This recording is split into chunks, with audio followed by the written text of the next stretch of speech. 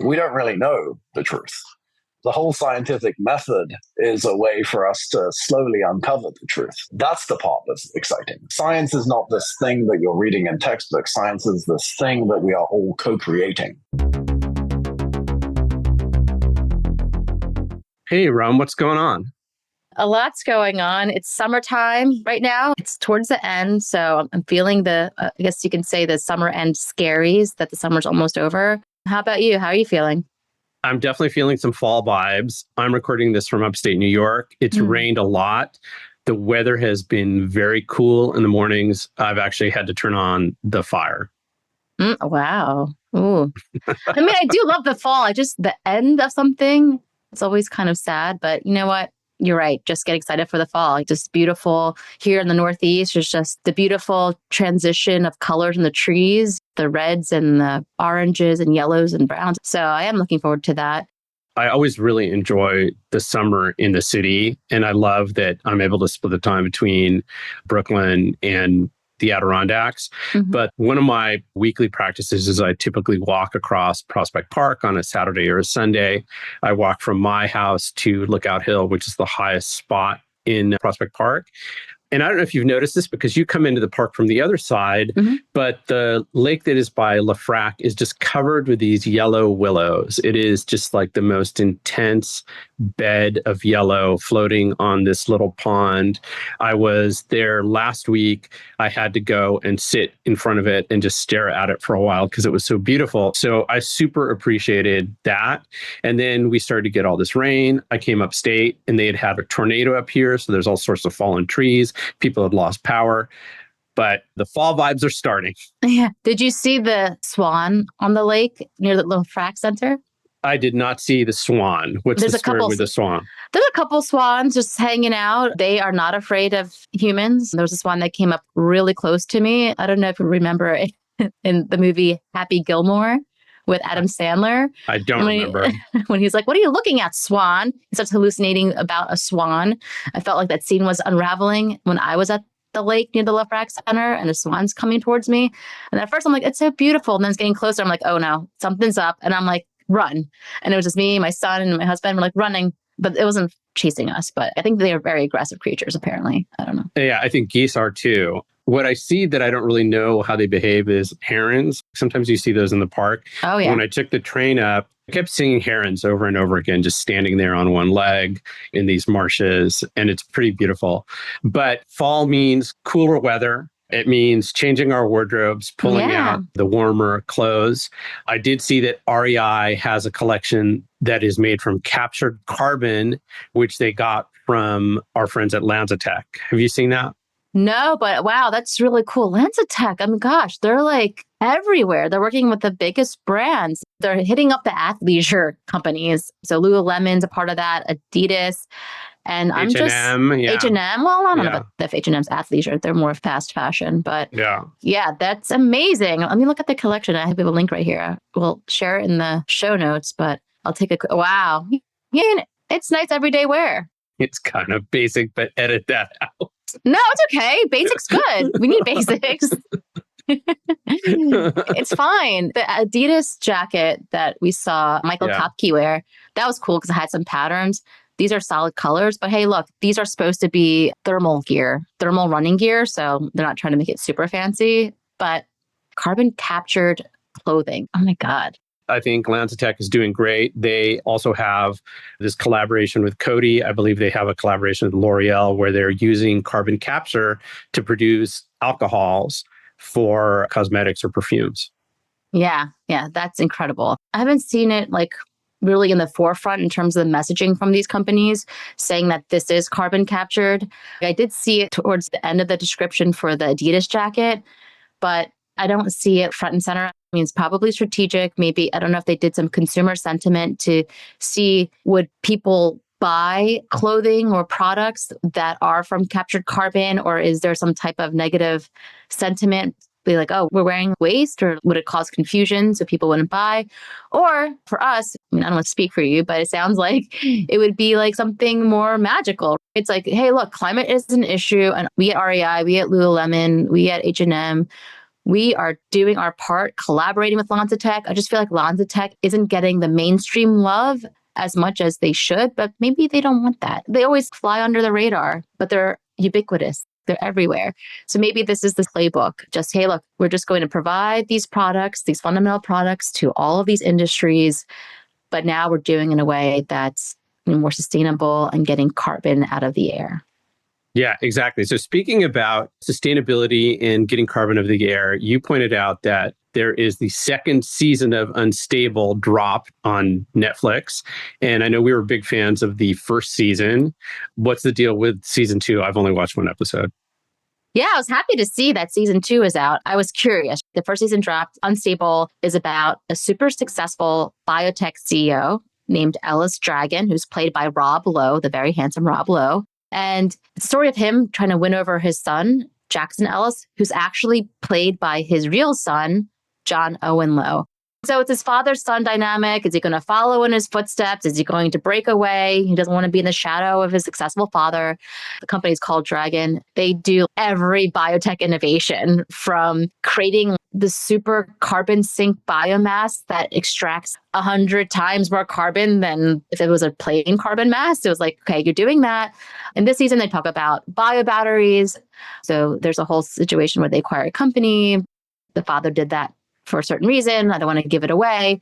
And then it touches a lot on some business dynamics, the innovative technology that we see for real by interviewing the founders on this podcast. So a lot of science fiction to science fact. John Owen Lowe, he actually holds a degree from Stanford in science, technology, and society, and was really the person who created this series and collaborated on it. So I love it, the fact that they're bringing biotech in the mainstream. I do think season 2, it's really heavy on the father-son dynamic, which works for some people. I would love to see a little bit more of the science and how it influences society versus the personal family drama. If they roll out a biobattery, what does that look like? How does the world change? And maybe I haven't seen all the episodes. I think season 2 culminates at a biotech conference. I'm so curious to see what research they did, because there's only a few biotech conferences. I'm looking at it from a meta perspective. What's the storyline? Where are they getting this information from? The actual show, it's nice. It's like a little bit of sitcom, a little bit of normcore. I think that's because we're in biotech. But I don't know. You just watch a couple episodes. What do you think?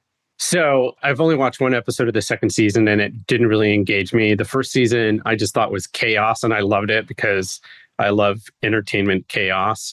But you're absolutely right. My feeling of that first episode in the second season was the storyline was going to be father-son.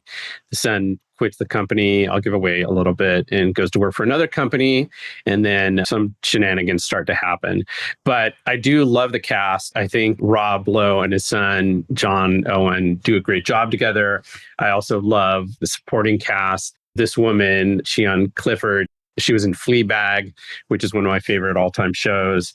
She's the chief operating officer trying to keep everything together. She has her own drama. And then there's the other people that are working on the ground, the other people in the lab, and all the supporting characters are great. And I felt like in the first season, you got to see a lot more drama between all the supporting characters. I've seen a little bit of that this time. And it's also worth saying that Fred Armisen is also in it, and he's great in everything that he's in. So it just makes it a lot of fun. Yeah, it's fun. That's a good way of describing it. It's fun. It's light, a little goofy. And for all of our friends listening, like, it has some of the science. They do some nerdy things. Like, someone sings a song, it's a popular song, but they change the lyrics to be science oriented. Yeah. So that's kind of funny. But again, I think it's something like in my previous company, we did this team hangout session where we would watch episodes of Silicon Valley on HBO, because that came out when we were starting up. So there was a lot of similarity. And we just sat down, had popcorn, watch it together. I think Unstable could be one of those team building. It's just 20 minutes. It's not a big, super crazy thing. It's light. So it's a feel-good Ted Lasso-like shows, I think. Definitely. And I love the father-son, the parent-child dynamic, and how your own passions can influence your kids, whether you are trying to do it or not. In the show, it seemed like he really made a huge attempt, but there has been an influence, because in the show, the son does have an education in the sciences. He's a biologist. But you have 3 sons, and they are following in your footsteps in some regard. I mean, your son went to school for microbiology. Yeah, so Alejandro did study microbiology and then has a master's in micro. If I'm wrong, Alejandro, I'm sorry what the master's is. You have 3 kids. And we it's just okay. We cut can't it keep out. track. No. Yeah. And then, Tomas is pursuing a degree in environmental engineering, but surprisingly has very little biology. He doesn't have to take any biology classes. It's all fluid dynamics, water resources, a lot of math. And then Felix is into finance. He's not really into any of the biotech stuff. So he's reflecting a different part of my personality. Yeah, it'll probably be biotech finance. You are a planet and your sons orbit around you. They're the planets and I orbit around them. Orbit parenting. That's instead of helicopter parenting or orbit parenting. But yeah, and last time I saw Adam, your little one, you were saying that he's really into the solar system.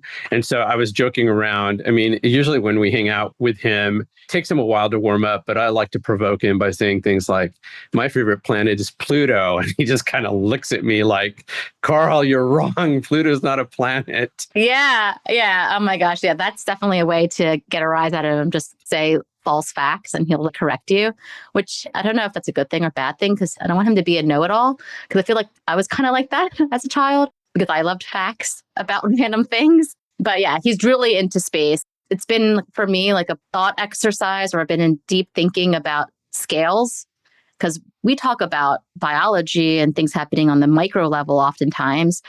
And my son's been on this journey learning about planets and solar systems and galaxies. And then I learned about all the different moons in our solar system. I didn't realize there's 160, maybe more moons.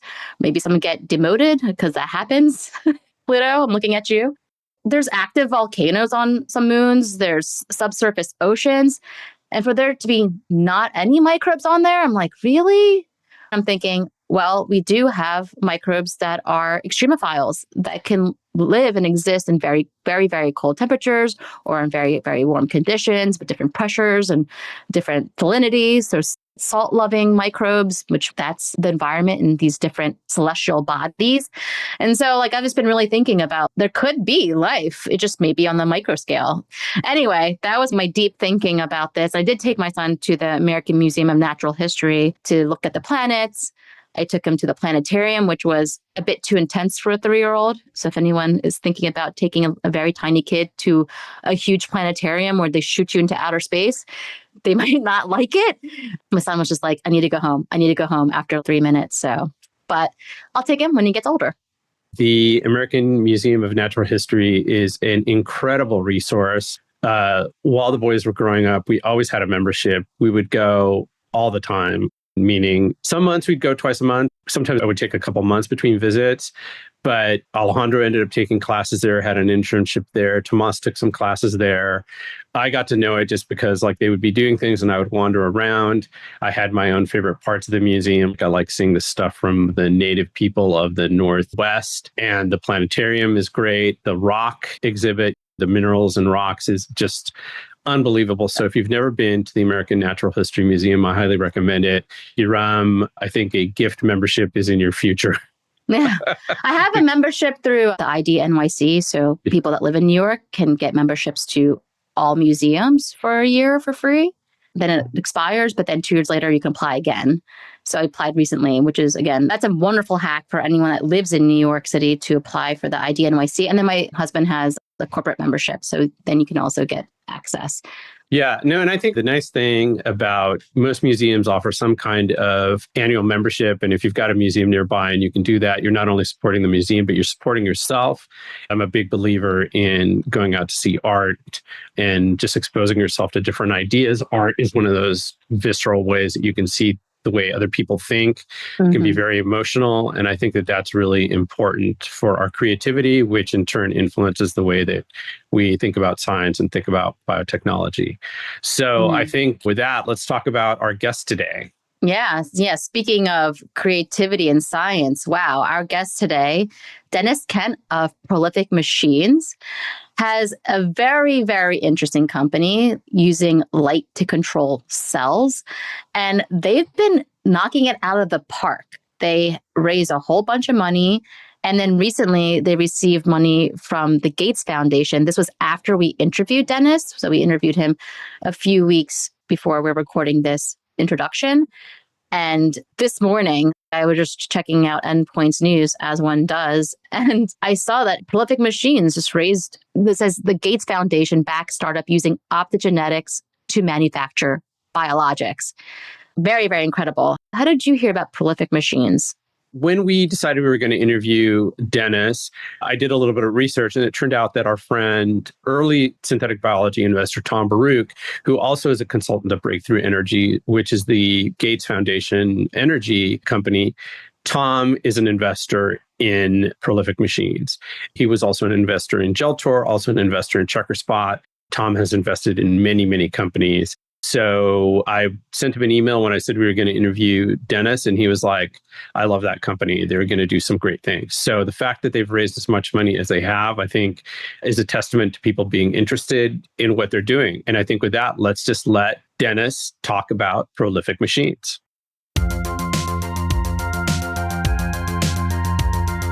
Deniz Kent of Prolific Machines, we are so happy to have you on the Grow Everything podcast. Thanks for having me. All right. Let's get into it. I'm sure we gave a little teaser in our intro, but your company controls cells with light. I mean, this is insane. Can you explain a little bit more about what's going on there? We should probably start by taking a step back and exploring just how we have controlled cells in the past, because I think it's worth grounding people in that. So for the last few decades, we have been controlling cells with molecules. And these molecules can come in many different shapes and sizes. They tend to be in one of two categories, either proteins or chemicals. And we mix them up kind of like cocktails, and then we add them to the cells, and different cocktails do different things. And this has worked reasonably well. It has led to the modern biotech industry, which is doing quite a bit. But I think it's fair to say that biotech hasn't reached its full potential. There's a lot that cells could do that we are currently not using them for. My opinion is that we should have a better toolkit to control cells that moves away from molecules to non-molecular inputs. And if we had a better toolkit, I think biology could do a lot more than it is currently doing. And the things that it is currently doing, it could do better. So that was really the motivation with Prolific and building a new toolkit to control cells using light. The reason why we're doing this with light is that light systematically solves all of the issues that are with molecules. And now those issues range from pretty well understood problems like those molecules being expensive to less well understood problems like those molecules being very hard to control in the time axis, very hard to control in the space axis. And these leads to yield and limits on structural products that can be made. There's issues with sterility, there's issues with reproducibility, and these systems tend to be hard to optimize. And light can solve all these problems because light is the cheapest possible input into biology. So Prolific is the floor for how cheap a biology process can be. But it's also extremely controllable, so you can very precisely control where you shine it and when you shine it. And the time axis gives you yield advantages, and the space axis allows you to pattern things. It's also extremely reproducible, it's sterile, and it's easy to optimize because you can build machines that can administer light. And machines can't just make molecules out of nothing. There are whole supply chains to make those molecules that then get fed into the machines. And so the big picture vision with Prolific is we're building the world's first machines that will be able to truly control subcellular biology selectively. I think that's exciting. Yes. I think it will lead to a lot of interesting new things becoming available. And it's worth understanding that like the machines that can control biology today, they do exist. They just don't control biology very well. So they control biology very superficially. They can move cells from A to B. They can move liquids from A to B. The more sophisticated ones can image cells. What I'm talking about is very different. What I'm talking about is a machine being able to control an intracellular process specifically. So, for example, we have tools that can activate a receptor on the surface of cells. We have tools that can activate an enzyme in the cytoplasm of cells. We have tools that can do precision gene editing events. We have tools that can dynamically toggle transcription. We have tools that can turn one type of cell into another type of cell. All of this can be done with light. Basically, any cellular process can be controlled with light at this point, and Prolific is building the best tools to do that. We want to make it very easy for people to do this. So nobody needs to have any particularly sophisticated synbio experience in order to use this. So we just make it super simple. The constructs come ready-made, ready optimized. We have cell lines that people can use if they don't have cell lines. The hardware is plug and play with existing infrastructure, and the software is also just comes with the hardware. So we're trying to make it super easy for people to have this new and improved toolkit. That's amazing. I have so many questions about this, and I know we'll get into it. But give us some background in terms of you, Deniz. What's your background? You've got a PhD in stem cell biology. How did you find yourself starting this company? What were you doing before you did that? Yeah, I've been working in science my entire career. I started working with CD8 T cells in the context of cancer and trying to see if we could use T cells to clear tumors. Turns out that tumors are really good at suppressing the T cell response. So I was trying to understand why that is and whether any of those mechanisms were druggable. Mm-hmm. I then moved into the pharmaceutical industry. I was developing a single dose cure for asthma. It's a very interesting project. We're trying to basically reprogram the immune system to respond with tolerance instead of inflammation to whatever you're allergic to. And then I moved into stem cell biology, and I was very interested in salamanders and axolotl and how you could cut off their arms and legs and they would regrow their arms and legs. And this is just the craziest thing that I had ever seen. And I was like, that's amazing. If we could do that, that would be so awesome. My favorite biology is regenerating body parts. And so I started studying the human liver because that's the closest that humans get to being able to be like axolotl. And the liver, obviously, you can cut off half your liver and it will regrow. Some people know that. The liver community has been trying to figure out what the mechanism for that is for a very long time. It's still not totally clear. I was investigating that for a while, so I was very fortunate. I was in one of the best liver stem cell labs in the world, and we did a lot of single-cell RNA sequencing on the human fetal liver and the human adult liver and mapped it out and identified some new cell types and characterized some of those new cell types. And that was very fascinating. So I got quite a lot of experience with dealing with cells, which made me acutely aware of the problems with the tools that we have to control cells, which kind of set the stage for building better tools. Mm-hmm. Have you always been very interested in biology? Is there like a moment in time in your youth that sparked, you're like, you know what, biology, I'm going into it? Yeah, I mean, I was actually not a super great student in school. My teachers didn't really like me too much. I was a mischievous student. I remember the moment that really changed things for me was when I first got into the lab. I was good at science, but I wasn't that excited by science until I got into that. Because there's just something about textbooks that just find a way to make science very dry and dull. There's like something about the philosophy of how it was being taught that rubbed me the wrong way, where it was kind of like, here is our knowledge, and you will now take this knowledge as if it was the ground truth. But the thing that's really exciting for me, and I only really realized once I started going into the lab and doing experiments, is that we don't really know the truth. The whole scientific method is a way for us to slowly uncover the truth. And that's the part that's exciting. So science is not this thing that you're reading in textbooks. Science is this thing that we are all co-creating. And I think that is not how it's taught. But that is how it should be taught, in my opinion. Because if you were to teach science to kids as it's this thing that we're all co-creating and we don't really know what it is, but we can do these experiments to get glimpses into reality, that is far more exciting than just being like, okay, here's a textbook, this is what it is, learn it, and then we'll quiz you on it in 6 months. That's not very exciting. It wasn't very exciting to me. But getting into the lab and doing experiments, and I specifically remember this one moment where it was early on in my first project and I generated some data. I remember it was late at night and I remember being alone in the lab and I was like, I'm the only person in the world that knows this little tiny slice of reality. I'm the only person that knows it. Amazing. Right now. Tomorrow I'm going to tell some people, but today I'm the only person that knows it. And that's a really beautiful, exciting thing. If you've never done any science, this is what you live for. And I think the people who end up staying in science are the people that get excited by that. Because I also saw other people that were generating data and they were like, oh yeah, and they don't feel that. It's an emotional thing. If you get excited by that, then I think you'll end up staying in science because it is exciting, for me at least. I think a lot of science for me is being able to ask the right questions and being curious. Mm-hmm. How does light control cells? And what a crazy question. And then going down that rabbit hole, which you have done so beautifully with your company and everything. How light controls cells It very much depends on the context. So light can do a lot of different things to cells. So there is the most well understood mechanism for light to control cells is photosynthesis, which is not what we do. So photosynthesis is light creating energy, mainly studied in the context of plants and algae and cyanobacteria.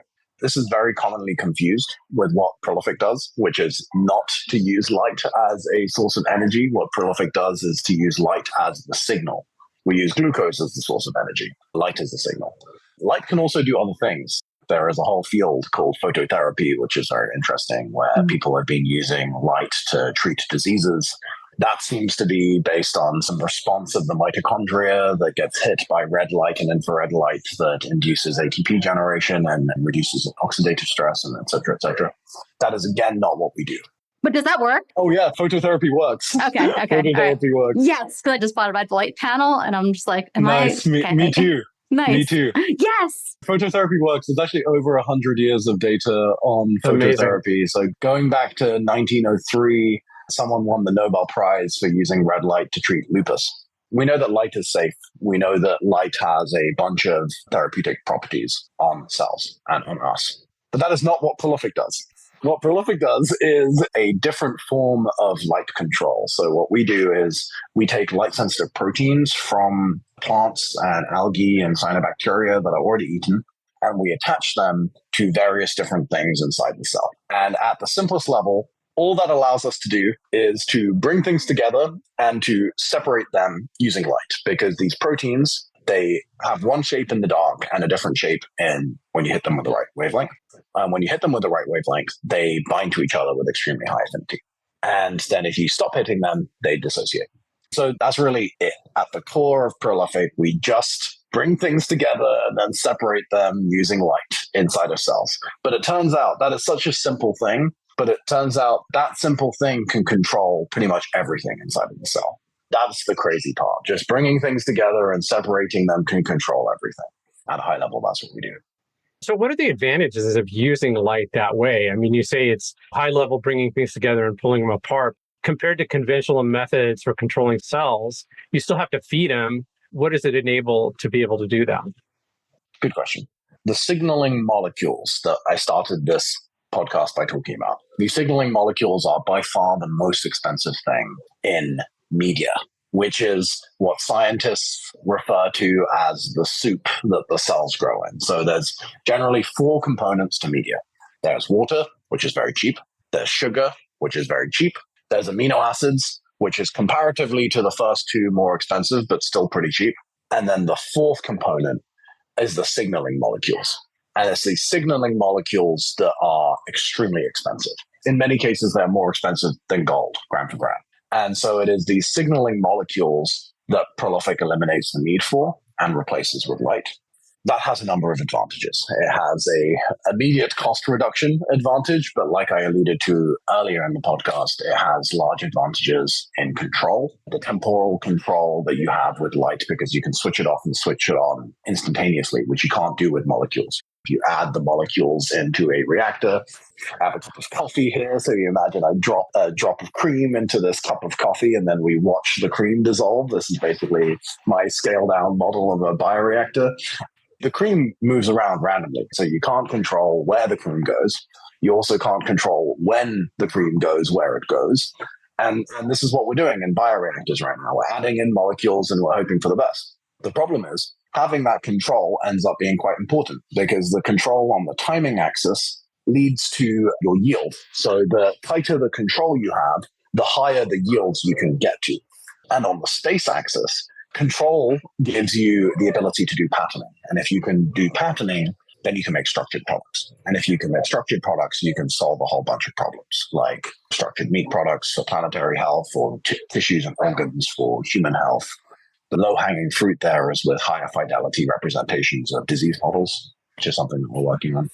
Other advantages like light is sterile, light is reproducible, machines can understand light.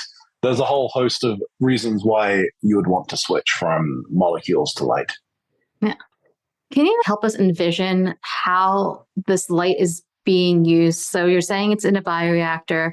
What type of light is it? Is it infrared light? I just wanted to know, like, practically, what's going on in the lab or in the manufacturing plant if you want to level up? These light-sensitive proteins exist in a whole spectrum of wavelengths. You can activate them in blue, activate them in red, green, far red, even UV. This is a consequence of just natural evolution because these proteins were initially invented by cyanobacteria, and then the cyanobacteria evolved into algae, and the algae evolved into plants. And obviously, this happened over the course of billions of years. These evolutionary events happened in different contexts. And because they happened in different contexts, these light-sensitive proteins have evolved to be activated by different wavelengths. So, for example, an organism in the ocean would have a different light-sensitive protein to an organism in a rainforest that may also have a different light-sensitive protein to an organism in a desert, for example. The reason why these proteins evolved in the first place, like with everything, is because they were useful. And the reason why they were useful is because these organisms, if you imagine you're a algae and you're floating around in the water, you don't have any of our sensory mechanisms, but you do have a need. And one of those needs is knowing where you are. And if you don't have any of our sensory mechanisms, you don't have eyes, how does the algae know where it is? How does the plant know which way to go? And you notice you have houseplants, they start angling towards the windows. How do they know where the window is? And the reason why they know is because they've evolved these light-sensitive proteins, and these proteins change shape when they get hit by light, and this shape change triggers biological responses that allow them to understand where they are. So with an algae, you can regulate your buoyancy. With a plant, you can grow towards the sun. Prolific is absolutely not the inventors of this technology. The inventor of this technology is the cyanobacteria, a long time before humans existed. And we are just using the cyanobacteria's invention in new ways that are hopefully useful for human health and planetary health. Yeah. Yeah, that's so interesting. I just have one follow-up question. So you're producing these photosynthetic proteins? They're photoactivatable. We attach them to various different things inside the cell. And then that allows us to bring different things together or dissociate them inside of the cell. And that allows us to control pretty much everything inside of the cell. So we have tools to activate receptors on the surface of cells with light. We have tools to activate enzymes in the cells with light. We can do precision gene editing events with light. We can toggle transcription. We can tune metabolism. And pretty much everything that you would want to do, we can do with light. In mammalian cells, which are not normally light sensitive, with the exception of your retina, that obviously has light-sensitive cells. Otherwise, you wouldn't be able to see me right now. But other than your retina, mammalian cells don't have any light-sensitive proteins. So that's the beauty of it. So only the things that you tag with these light-sensitive proteins respond to the light. This is key because with the existing inputs that we have to control biology, so for example, a lot of people use temperature to control biology, or they use pH to control biology, or they'll use a molecule that will do a whole bunch of different things. So, for example, you shift the pH or you shift the temperature, you may be impacting the thing that you want to impact in a positive way. But the problem is you're also impacting 1,000 other things. And the nice thing by doing these perturbations with light is the only thing that you are triggering is the thing that you've tagged with the light-sensitive protein, because mammalian cells are not naturally light-sensitive. This is different if you're doing it in plants or algae or cyanobacteria that obviously have natural light sensitivity. And so that's why this toolkit has really been built for mammalian cells. So I think about it like if you have a kid and that kid has a fever and you would like to reduce the fever of your kid, you have several options available to you. One option is you just blast the AC and you get the kid's fever down, but it's cool the whole house down, but which results in the kid being cooler, which is great. But now you have other problems. Now your husband is upset. Now your dog is upset. Now your other kid is upset because it's too cold. You've perturbed the entire system instead of just the thing that you wanted to perturb. You can think about our technology as not needing to turn on the AC and instead just getting a cold towel and putting it on the forehead of the kid that has the fever, because now you just go straight to the thing that you want to control. You don't control the whole system. This is what makes Prolific unique, is that we've built a toolkit that can control subcellular biology selectively for the first time ever and do that very cheaply and precisely. Hi, a quick shout out to our sponsor, Messaging Lab, the force multiplier for biotech. Your biotech company is making the world a better place. You know that, we know that. But does the world? There's a big reason why some biotech companies attract investors, sign up customers, and get attention. That reason is strategic communications. At Messaging Lab, we translate complex science and economics into compelling narratives. And we have done that for the most successful biotech companies across healthcare, agriculture, personal care and beauty, materials, and the list goes on. We're here to make sure your ideas not only get heard, but resonate with your audience. So if it's time to amplify your company's voice, visit messaginglab.com to explore how we can elevate your story and grow your business. Amazing. I was hoping that you might be able to run us through a use case, for example, like how would this work in a way that benefits the pharmaceutical industry? Could you give us an example? Yep. So there are many different examples for how this could be useful for the pharmaceutical industry. One, which I already gave, is making higher fidelity representations of disease models. So obviously, most drugs end up failing in the clinic. A large part of the reason is because we don't have excellent disease models. We either use mice, which can lead to a lot of false positives and false negatives, or we use in vitro models, which tend to be monolayers of cells, which are obviously not representative, which can be human cells, but are not representative of the full complexity of humans. One way that we can help is by using light to not only grow the cells, but then pattern them into disease models that have much higher fidelity representation of the disease that you're trying to model. Let's say I used to do work in fatty liver disease modeling.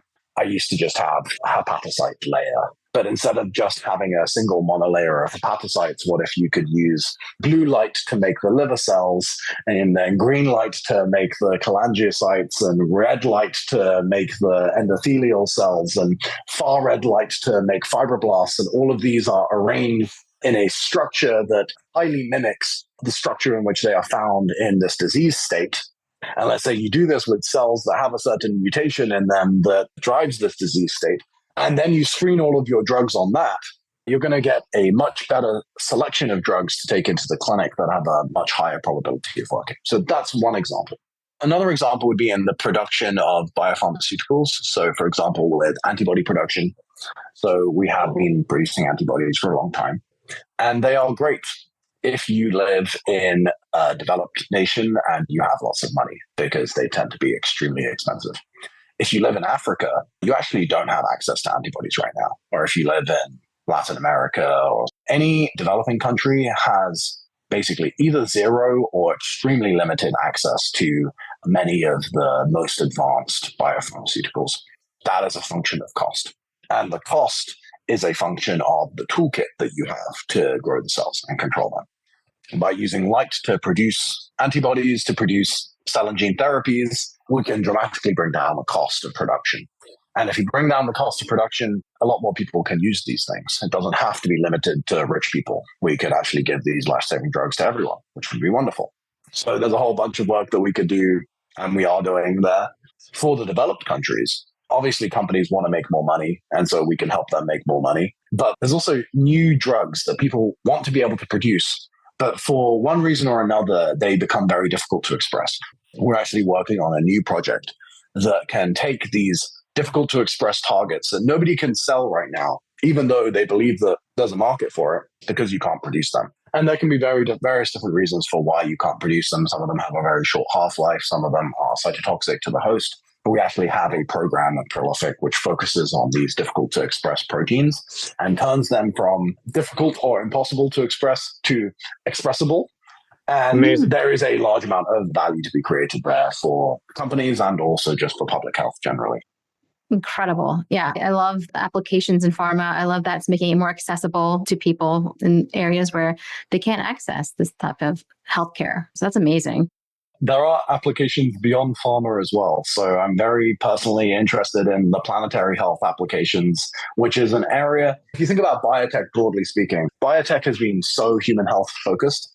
Human health's a good thing. Yeah. We should have healthy humans. If we can have more healthy humans, I'm very supportive of that. But I do think that biotech generally has neglected planetary health. There is so many interesting planetary health applications of biotech that get basically no attention. at least relative to the human health applications. If you look at the total amount of money going into human health versus the total amount of money going to planetary health, huge delta there. I don't think there should be. I think that the amount of resources that we're putting into planetary health and human health should be roughly equal because their importance is roughly equal. Yeah, if for we sure. are really healthy, but the world has been entirely destroyed, that doesn't help us. And if the world is really healthy, but we are extremely unhealthy, that also doesn't help us. So we need both. Applications of growing meat using light, making dairy products using light. These are things that I'm very interested in. Yeah, absolutely. I mean, we're friends. Like you, me, Karl, same, because this is how we operate at Messaging Lab. We say a third of our clients are biopharma, a third in bioindustrials, which hits on the climate, the sustainability side of things, and then tools and other types of companies that support the biotech industry writ large, not just biopharma. So I love it. And this leads into my next question, which is, can you give us more examples of how prolific machines reduces the cost of biomanufacturing? Because that is the biggest elephant in the room. It's not the elephant. It is like everyone's talking about it. We had the founder of Cauldron on. One of the ways they're reducing the cost is having continuous precision fermentation. Thinking about that, as I'm thinking of prolific machines, you did talk about the signaling molecules in media. I think that was a great ad because, again, the podcast is called Grow Everything. The idea of shifting from dependence on petrochemicals, I don't want to say eliminate because there's room at the table for everybody, but we want to be able to make more bio-based products. So love your thoughts on this. If you think about the total cost stack in biomanufacturing, you have inputs, which is a very large chunk. Prolific can address the largest part of that, which is the signaling molecules, as we've already discussed. After you've solved the signaling molecule problem, the remaining three components are water, glucose, and amino acids. Water and glucose are basically a non-issue. Both are cheap as chips. The amino acids are relatively more expensive, and there's various different ways that you can get around that problem. You can hydrolyze plants and get your amino acids like that. And so you can actually take, for example, plant waste from a farm. Let's say you have a corn plant and you've harvested the corn or you've harvested the wheat on your wheat plant, and then you have the rest of the plant, which nobody wants to buy right now. We could actually take that, hydrolyze it, and then you can get your amino acids like that, which is a cheaper way of getting them. And then there's various interesting new technologies that are coming to the amino acid space. For example, you can thermochemically produce amino acids, which is basically you use chemistry to make the amino acids. Glycine is an example of an amino acid that you already have this. So you can buy glycine for $1,600 per metric ton, which is extremely cheap. No other amino acid is that cheap. I do think that we'll see more thermochemical production of amino acids in the future. I'm also very interested in transamination, which is basically like a process where you can turn one type of amino acid into another type of amino acid inside the cells. So you could imagine if you could only need glycine instead of all of the amino acids, and you just convert glycine into all of the other amino acids that you need inside the cell, that would be transformative. Okay, but then moving past that, so these are all like the input problems. I think that the input cost problem will be solved by a combination of prolific and amino acid innovations that we're not doing, but other people are. Then the next bucket of cost is the CapEx. And there's lots of different ways to think about the CapEx cost. One is you could reduce it by getting more yield, which is what prolific helps with. Because if you can get more yield per unit time per cubic meter, your effective CapEx cost goes down because your CapEx cost is a function of how much you can produce per unit time. So if you can produce more per unit time, then you will be able to have a lower effective CapEx cost. So that is something that Prolific will be able to help with. I think moving to continuous culture rather than that makes a ton of sense, and that will happen as well. All of these things will reduce the effective CapEx cost. And then there's a way to actually reduce the CapEx cost itself by redesigning the bioreactors. And I think that will happen as well. We have large stainless steel tanks that were invented by the pharmaceutical industry, and they work pretty well, but they were not designed for biotech at large. They were designed for high-value pharmaceuticals. I suspect that over the next decade, we are going to see a lot of new bioreactor designs come out. And many of those bioreactor designs will look nothing like what you expect them to look like. They will not be made from stainless steel. They will probably be made from plastic. They probably will not require clean rooms. They will probably be stackable. And so there's a whole bunch of really interesting stuff that is happening. And I think that there will always be stainless steel tanks, and there'll be like the sort of typical pharma CapEx will continue for pharma. But for the other applications, I am expecting to see a lot of new innovation coming that will completely transform the cost stack. Mm-hmm. Yeah. And I would just say, too, on the cost stack, that seems like you can certainly help with is the strain engineering part of it, being able to optimize different strains, maybe even engineer them to model unique non-model organisms. There's a whole area over there. I was just actually listening to a webinar hosted by Synonym, and they had a few people in the industry talking about how strain engineering can be a good lever in this whole biomanufacturing stack that you mentioned, because they were all strain engineering companies. So that's probably what they're talking about. But we'll love to hear some thoughts over there on the strain engineering front. Yeah, I mean, so much of what Prolific does is strain engineering. So there's three parts of what we do. There's the genetic tools, which is strain engineering by a different name. There's hardware, and then there's software. Another part that we haven't really touched on in that cost stack is after you solve the input problem and you have solved the CapEx problem, you still have more costs. And one of the biggest costs ends up being labor, depending on where you are. One of the things that Prolific is doing, and what I think makes a lot of sense, is teaching machines how to control cells and grow cells. Because if you can teach machines how to control and grow cells, then in the future, they will be able to do that autonomously to a degree that will be far superior to what any humans can do. None of these are, I think, silver bullets on their own, but I think when combined and you solve the input problem and you innovate on the CapEx and get higher yields, and then you build autonomy into how you run these bioreactors, I think the combination of those things will take biotech from being something that is used in niche applications that doesn't really touch that many people's lives to biotech being used everywhere and touches everything. Yeah, you're speaking to the converted. I can imagine that you engineer these cells so that they are light sensitive. I'm going to imagine that we've ordered them from you to produce a valuable molecule. Is it just that you would use one form of light and you're just shooting that light constantly, or would you just put red light on the cells? You would maybe use red light and then add blue light later on. Paint the picture of what that looks like. Excellent question. So it all depends on what tools you want to use.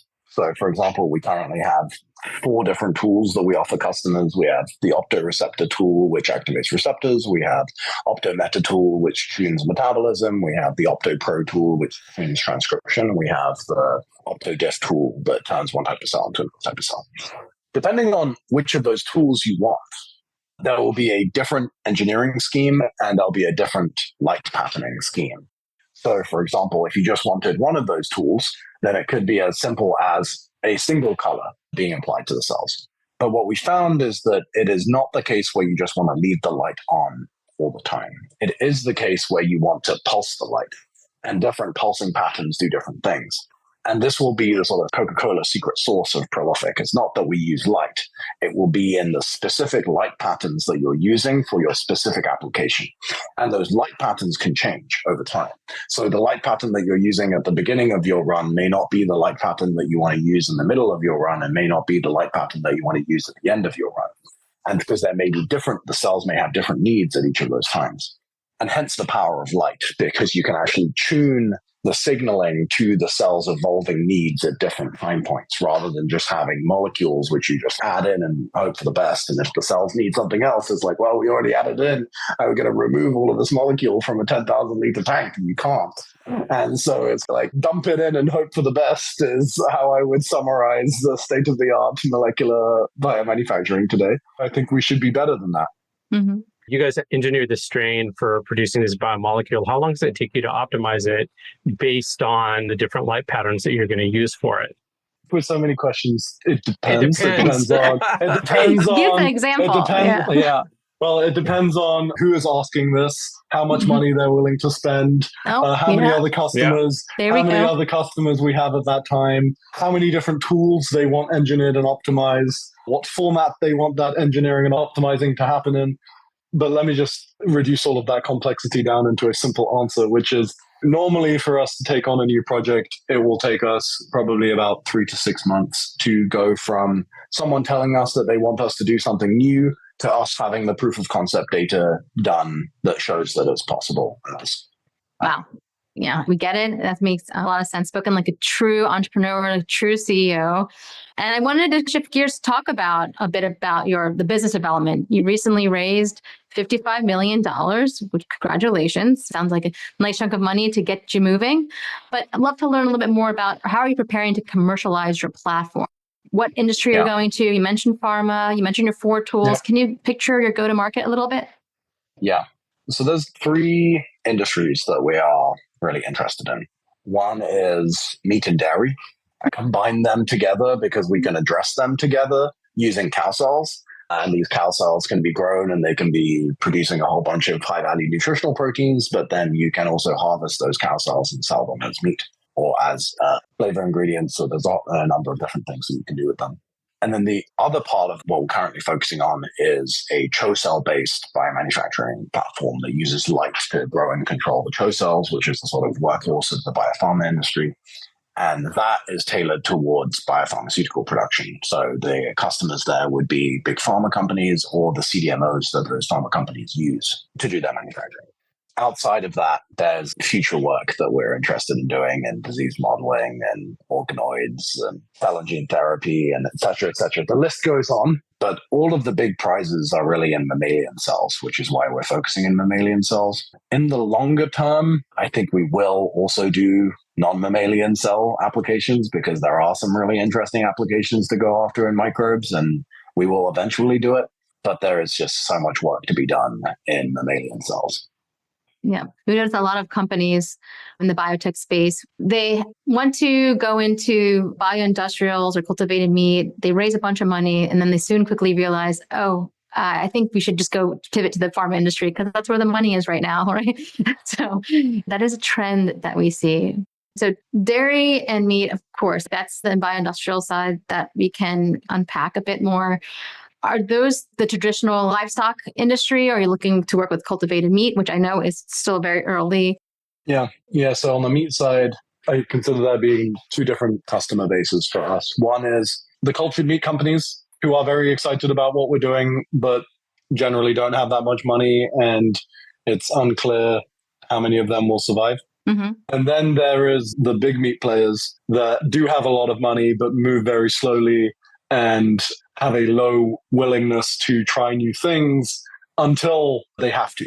So what I see happening is that we'll have sort of early adoption with the cultured meat companies, but then eventually the big prize for me is getting the major meat players to build cultured meat facilities using this technology. And I think that they will do it eventually, but I don't think that they will be first movers because they don't need to be. They're already making a ton of money from slaughtering animals. They don't need to be a first mover and disrupting themselves. What you'll see is that startups be the first movers. And then once the first major meat company builds a cultured meat facility, all of them will be forced to. Because our whole hypothesis around meat is that growing meat with light is by far the most profitable way to make meat. And all of these companies have a fiduciary responsibility to maximize profit. I think that they will switch over to cultured meat in the long term purely because they will want to make more money and this will be the way for them to make the most money. But I don't think that they will do it until one of their competitors is doing it, in which case you'll see a series of dominoes fall around the world where all of these major meat players, I think, are going to start building cultured meat facilities within our lifetime. Yeah, we have seen them all making investments in this space, even though the space has been a little bit hurting the last year and a half or so. Tyson was a huge investor in cultured meat. And do you have any specific strategies in terms of how you're approaching each of these markets? Well, we have a lot of data and relationships in meat. So that one we're engaging with, I've actually been very receptive. So that's what's happening a lot. On the dairy front, Fonterra, one of the largest dairy companies, led our Series B. Oh, so nice. Obviously, we're engaged with them and have now started talking to many other big dairy companies. On the pharma and CDMO side, we have initiated conversations with many of the largest pharma companies and the CDMOs, and it's been extremely positive, the feedback that we're getting, which has felt quite good because for the last 4.5 years, we've just been doing R&D, just trying to prove that this stuff works.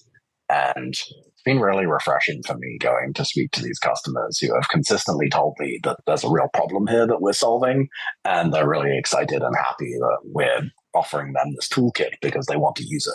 That's been really energizing and exciting, especially coming out of fundraising where like dealing with investors can be unpleasant. Yeah. Oh my God. Yes. And dealing with customers. Some investors are great, so it's definitely not. But I'd say that at least for me, dealing with customers is so much more enjoyable than dealing with investors. Yeah. So you're getting that feedback. You have a range because you're talking to the owners of these cultivated meat companies, but then you have the pharma side. So you have these biopharma scientists. They're speaking your language. Like, you guys are scientists. Of course, it's fun. You guys can just talk shop. Yeah. And it's a different vibe because with investors, they don't have a burning problem that you're solving. You know, they have capital that they need to allocate, but they could allocate it to you. They could allocate it to 100 other startups. None of them have this burning problem. Whereas with customers actually do have a burning problem. It's like they need to get their costs down or they're going to die, or they need to find a way to express this protein or they're going to die. And it's like they have a burning problem and we are solving that burning problem. And that is a very different dynamic and a far more enjoyable interaction. Yeah, absolutely.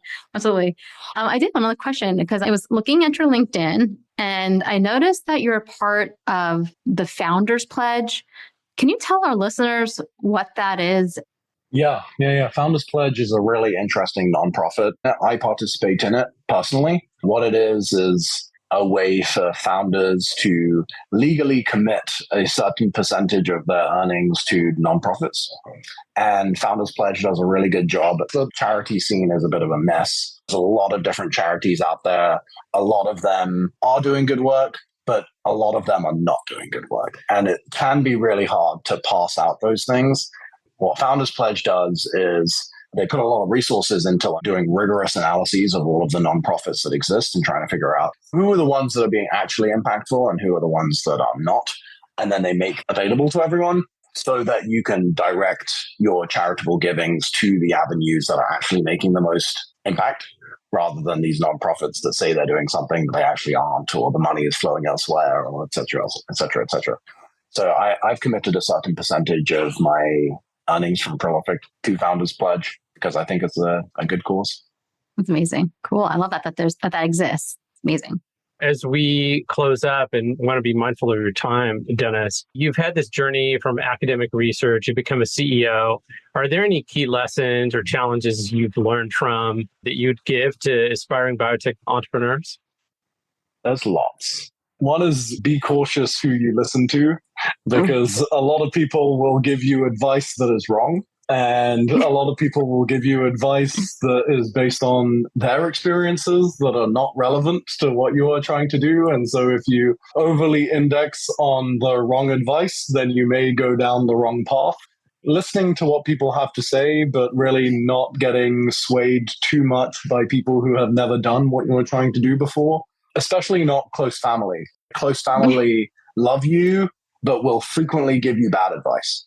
Getting advice from people who have done it before is a good idea, but also make sure that they've actually done something that is very similar to what you're trying to do, because someone who has started a software company giving advice to someone who is trying to do a biomanufacturing company, that may not work, or they may guide you down the wrong path. Just being very, very cautious and critical about who you're listening to. Yeah. I think that's great advice. I think that's something I don't think a lot of people talk about, but I'm glad that you're being candid and like, look, just grain of salt. Yes, being an entrepreneur is scary. There's a lot going on. It's a complex world out there. There's people that have done things, but let's just evaluate everything before you make a decision. And actually, one of the best pieces of advice that I was given was when I was thinking about starting this company, is around risk and how we view risk. And a lot of people don't do startups because they see it as being a very high risk thing to do. That can be true, but it's very dependent on how you define risk. So if you define risk as probability of creating a extremely valuable company that makes you a billionaire, yes, the risk is high. The probability is very low. That's just, we know this, less than 10% of companies will do that. However, I don't think that that's the right way to view risk. I think the right way to view risk is getting to the end of your life and realizing that you never pursued any of the things that you really were passionate about. That's the real risk. It's not doing something that you were passionate about and failing. I don't think most people view risk like that, but I think that is how people should view risk. There is nothing wrong with going after something that you're passionate about and failing. but it's very sad to get to the end of your life and realize that you never pursued any of the things that you wanted to pursue. That's a much bigger risk. Yeah. Yeah. Wow. That's profound. I don't know how old you are. You seem young, and that's a very powerful thing to think at your Prolific has age. aged me a lot. My wife keeps finding new white hairs. Gotta use that red light therapy. And final thing from me before I sign off is that if anyone wants to work with Prolific, we want to make these tools available to everyone. So get in touch. Our BD email is partners@prolific-machines.com. My personal email is dennis@prolific-machines.com. If you want to work with us, feel free to reach out to me or feel free to reach out to our BD team. We would love to work with you. Amazing. Amazing. Thank you so much, Dennis, for coming on the pod. I've learned so much. I still have a million questions, but your time is valuable. We need you to go do your thing that you wanted to do before you die. So do it. But thank you so much. Thanks for having me, guys. Yeah, thank you so much.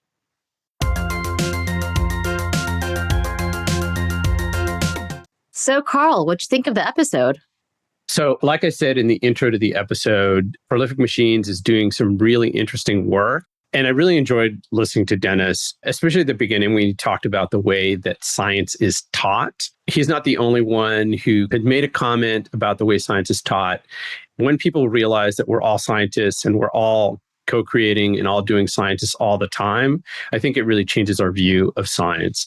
People think of science as just being biology, chemistry, physics, and lots of math, but it's really our everyday life is a science project. If you're going to go cook something, cooking eggs is an irreversible reaction, and we're surrounded by science and technology all day long. So I really appreciated his take on that.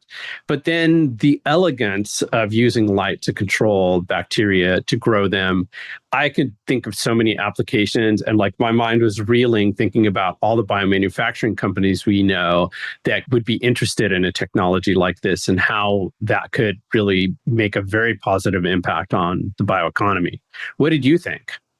Yeah, this is such a new biomanufacturing technique that has come across our desk. I have never heard of controlling cells. The signaling molecules in media I thought was like, oh, wow, that's really interesting. We talk a lot about precision fermentation and the feedstock and media required, and to know there's a recipe for this media. So these signaling molecules, what are they? I was like, oh, okay, that's very interesting.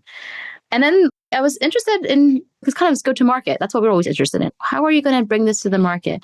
He mentioned a little bit about the dairy industry. So that was interesting. And of course, he is a smart entrepreneur and is looking into the pharmaceutical industry as well.